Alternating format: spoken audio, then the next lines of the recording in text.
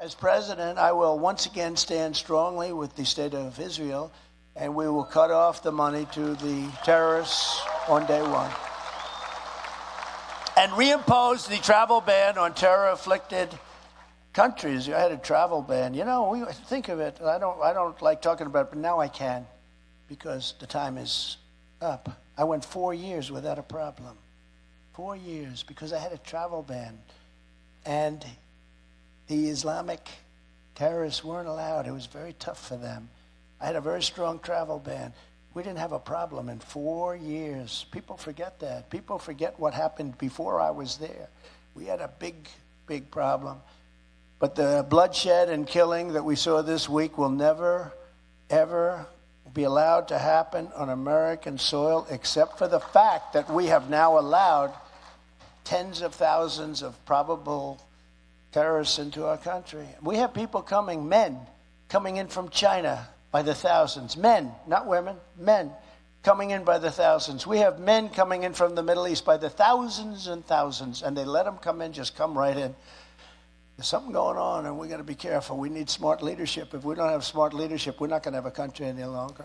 He's back, gang, and so is the so-called Muslim travel ban. We're going to talk about the ongoing worldwide fallout from the Israel-Hamas conflict and what it all means for a rapidly changing world. You're not going to want to miss this. Hey, gang, it's me, Dr. Steve, your Patriot Professor, back in the studio, as you can see, here to help you to think better so you can feel better in these crazy and turbulent times. So make sure to smack that bell and subscribe button, gang.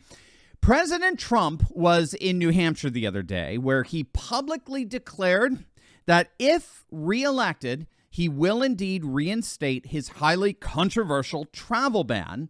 That was one of his first measures as president when he was first elected. So if you recall, Trump instituted a travel ban that was ironically first recommended by the Obama administration. It was the travel banning of several countries: Chad, Iran, Libya, Somalia, Syria, Yemen.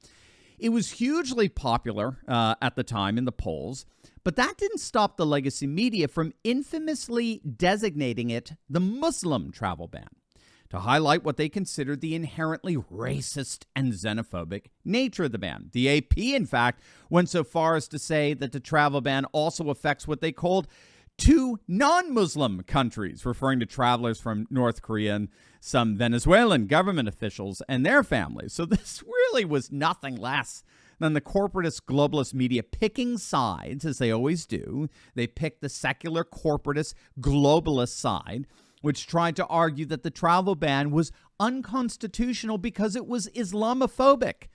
I mean, it was just pathetic, and it worked.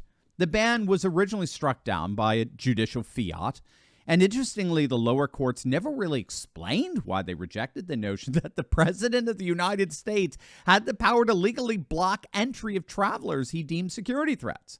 But in banning these countries that are predominantly Muslim, the courts clearly followed suit with the radically woke reporting that accused Trump of putting forward a religious test in refugee admissions, hence why its detractors referred to this executive order ad nauseum as a so-called Muslim ban. There was legal logic to the rhetoric there, or perhaps better, a legal motive. The executive order, of course, was not a Muslim ban. It did not in any way, shape, or form ban Muslims, strictly speaking, from immigrating to the United States. It was a temporary suspension of very specific nations that were identified, again, originally, ironically, by the Obama administration as particularly threatening sources of terror. It never had anything to do with a ban on a religion per se, and the Supreme Court ultimately agreed. The majority ruled in Trump's favor, and now Trump is calling for that travel ban's reinstatement. In fact, he even might expand the ban, and he's not alone. Wait until you see who's now jumped on the closing the border bandwagon. The bandwagon. This is going to absolutely make your day. But first, I'll be back. That's right, gang. He is back. It is time to show our support and celebrate the great return by clicking on the link below and getting your very own Trumpinator 2024 bobblehead in preparation for Donald Trump's glorious reascendance to the United States presidency. This collectible bobblehead from Proud Patriots is made with the highest quality material and really is a must-have for any Trump fan who wants to send some energy towards what's shaping up to be the single most glorious political comeback in history. Now, don't wait. There are just a limited number of these collectibles, and you don't want to be caught paying way more later on eBay from someone who bought one right now. So whatever you do, don't wait. Click on that link below right now and show your support for Trump 2024 today. So looky here. Look who's jumping on the Build-A-Wall bandwagon. It's none other than the rabid anti-Trumper Arnold Schwarzenegger. Take a look. What do you think about the current immigration crisis? Because you have such a unique perspective and what's going on at the border. What do you think of Biden, President Biden starting to build these 20 miles of wall? What's your perspective? You know, mine is always, since I've been there as governor, I've seen firsthand how this is not a one kind of a step approach. You have to really have comprehensive immigration reform. You have to look at this immigration problem in a comprehensive way. You can, first of all, I believe very strongly in having a border that no one can get through. That's number one for me. I believe in a very, very strong kind of a border defense and do not have those illegal elements coming in here, drugs I'm talking about, and cartel and all of those things, and maybe from other countries' people.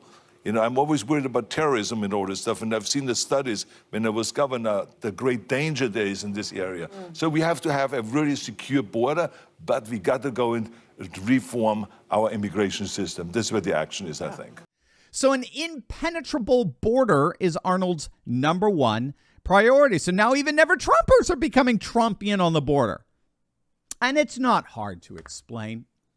Whether woke leftists like it or not, what's happening more and more around the world is that walls are going up, they're not coming down.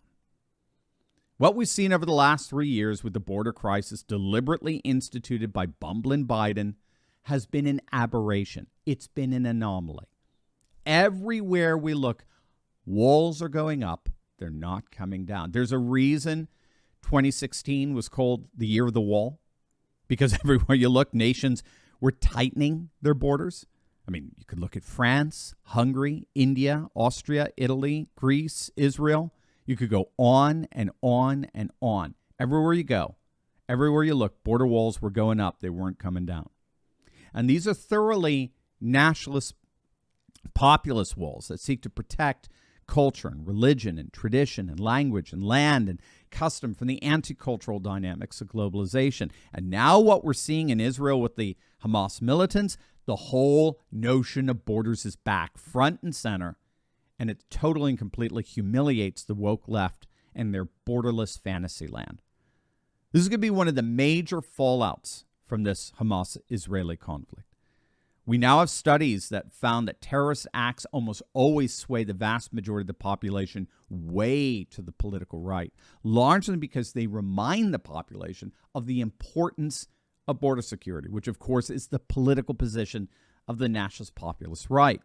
What's happening in Israel right now is a reminder that borders matter. National security matters. And that means that President Trump's message of national sovereignty and security is resonating now more than ever.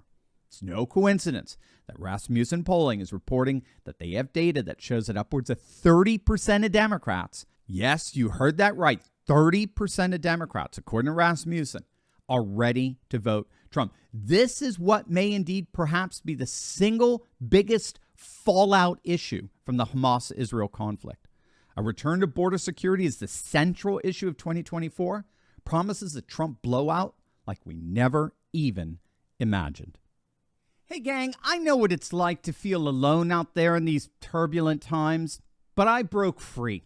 If you too have been looking for a community with like-minded patriots who are serious about resisting globalism, building a parallel economy, and having intelligent and deep fellowship on a regular basis, then you've come to the right place. In my Courageous Patriot Insiders community, we're building a close-knit movement of, by, and for patriots who are breaking free from the outrage and despair cycles of the mainstream media and taking on the fight against globalism. Every week, I deep dive into the content I can't share on big tech and give you the cliff notes on the truth of how patriots just like you are building up their communities, starting patriot businesses, and fighting the woke in both public and private.